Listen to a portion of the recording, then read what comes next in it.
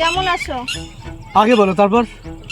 আমি জানি তুমি আমার উপর রেগে আছো, কিন্তু আমার কিছু করার নেই। বাড়ি থেকে বিয়ে দেওয়ার জন্য চাপ দিচ্ছে, তাই আমি রাজি হয়ে গেছি।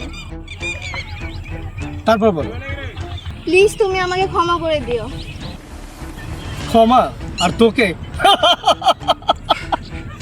প্লিজ তুমি আমাকে ক্ষমা করো, তোমার সঙ্গে এরকম করাটা আমার ঠিক হচ্ছে না।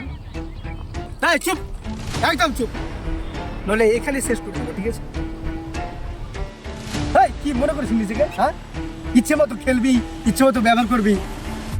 তুই বললে আমি বসবো, তুই বললে আমি উঠবো, তুই বললে আমি এটা করবো, তুই বললে ওটা করবো।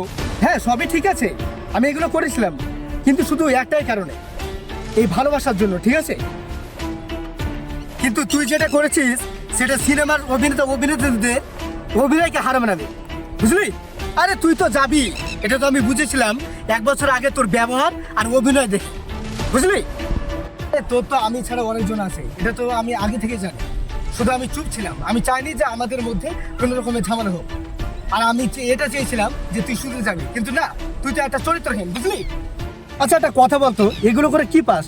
এই যে 6 বছরের সম্পর্কটাকে এক নিমেষে শেষ করে দিলি, যে কি পারি? শান্তি? ওটা তো তুই ভুল করে ভাবি না।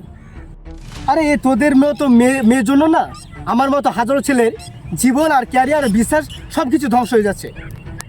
আরে তুই কি ভাবিস এগুলো করে সুখ পাবি? কখনোই না। একটা কথা মনে রাখবি, কাউকে ঠকিয়ে নিজের শান্তিতে থাকা যায় না।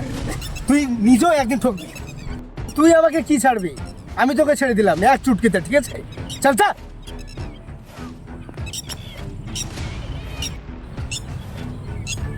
কিন্তু একটা কথা মনে রাখবি, শোন, আমার সঙ্গে যা করলি আর কারোর সঙ্গে এমনটা করিস না, ঠিক আছে? চল যা।